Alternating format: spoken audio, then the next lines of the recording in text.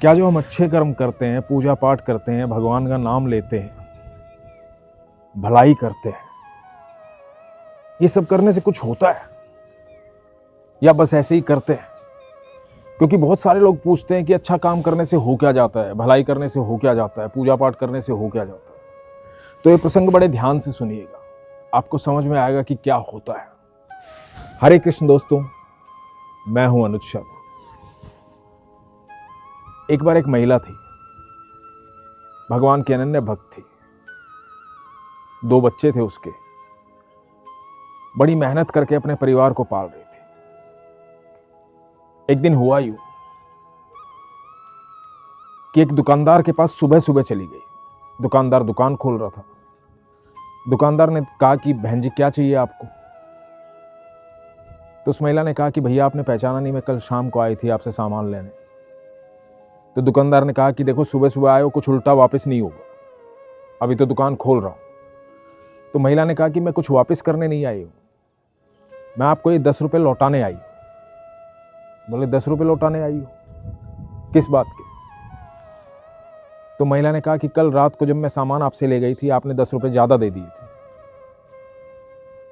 तो दुकानदार ने कहा कि आप तो वही है ना, कल बार्गेनिंग कर रही थी मेरे साथ, आप कह रही थी कम लगा लो कम लगा लो। तो महिला ने कहा कि हाँ। तो बोले 10 रुपए ज्यादा चले गए तो वापस लौटाने आई हो? तो महिला ने कहा कि हाँ, क्योंकि वो मेरे हक के नहीं। तो बोले लेकिन आप तो 2-2 रुपए के लिए झगड़ रही थी, 10 रुपए वापस देने क्यों आ गई? तो महिला ने कहा कि मेरे पति ने हमेशा मुझे एक ही बात कही थी कि कभी किसी के हक का मत रखना, नहीं तो तुम्हारे बच्चों के बीच में से निकलेगा। मेरे पति दुनिया में नहीं है, लेकिन ये बात मैं हमेशा मानती हूं। और जो मैं बार्गेनिंग कर रही थी ना, वो तो मेरा हक है, ताकि सही रेट में मैं चीज ले जा सकूं। जितना मैं कमाती हूं उसी के हिसाब से मैं खर्च कर सकती हूं। तो ये 10 रुपए आपके ज्यादा आ गए थे, ये मेरे हक के नहीं थे, मैं वापस देने आई। सुबह सुबह इस महिला से 10 रुपए वापस लिए। दुकानदार सोच में पड़ गया। दुकानदार ने सोचा कि ये बात क्या कह गई है, कि यदि इसके हक के नहीं है तो इसके बच्चों के बीच में से वापस निकलेंगे। दुकानदार ने सारा दिन अपनी दुकानदारी की, तरह तरह के ग्राहक आए, दिमाग में ये बात गूंजती रही। शाम को वो गया होलसेलर के पास जिससे वो सामान लेता है। उसके पास जाकर के उसने कहा कि ये आपके 300 रुपए। होलसेलर ने कहा किस बात के? बोले कि पिछली बार जो माल लिया था ना, उसमें 300 रुपए मैंने कम जोड़ दिए थे, मैंने झूठ बोला था आपसे, तो 300 रुपए वापस देने आया। होलसेलर ने कहा कि अरे भाई कोई बात नहीं, इतना सामान लेते हो, इसमें 300 रुपए वापस देने की क्या बात है, कोई बात नहीं, कई बार हो जाता है। बोले नहीं, मैंने जानबूझ के किया था, ये मेरे हक के नहीं है। बोला बड़ी अजीब बात है कि तुम्हें इतने दिन बाद याद आया, अब तुम वापस देने आए हो। वापस कौन देने आता है? तो दुकानदार ने कहा कि वापस देने इसलिए आया हूं क्योंकि ये मेरे हक के नहीं है, और जो मेरे हक का नहीं है ना, वो मेरे बच्चों के बीच में से वापस निकलेगा, क्योंकि जैसा कर्म करूंगा वैसा ही तो फल मिलेगा, तो इसलिए वापस देने आया हूं, ले लो। उस होलसेलर ने वो 300 रुपए वापस ले लिए। अब जो होलसेलर था उसको सारी रात नींद नहीं आई। उसको नींद इसलिए नहीं आई कि उसको बात बार बार दिमाग में गूंज रही थी कि 300 रुपए वापस देने आया था इसलिए क्योंकि वो उसके हक के नहीं है। जब हक के नहीं है तो उसके बच्चों के बीच में से वापस निकलेंगे, कर्म तो भोगने पड़ेंगे।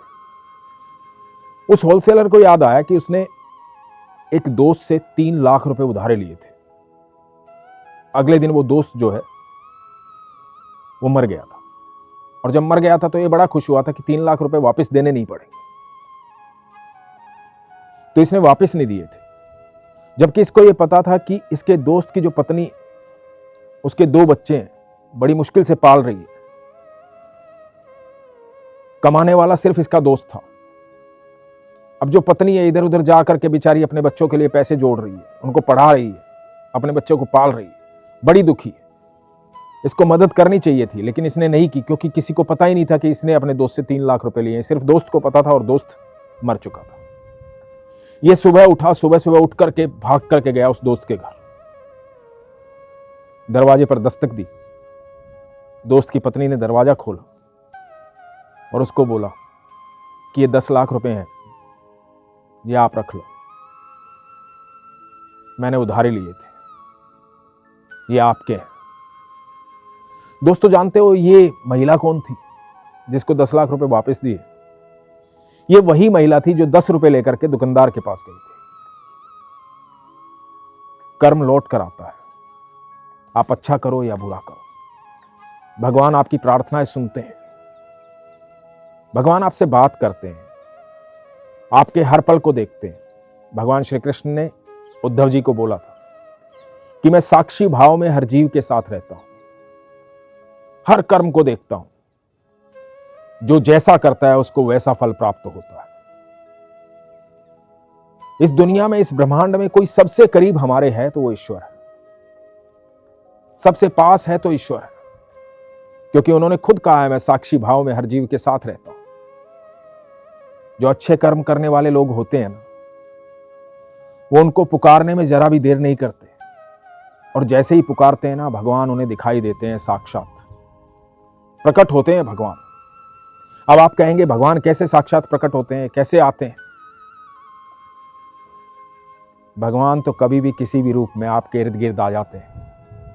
यकीन मानना, जब कोई आपकी मदद कर रहा होता है, आपको सही सलाह दे रहा होता है, आपको सुरक्षित कर रहा होता है, तो उस समय वो साधारण इंसान नहीं होता, स्वयं ईश्वर होते हैं, क्योंकि ईश्वर ही आपका इतना ध्यान रखते हैं।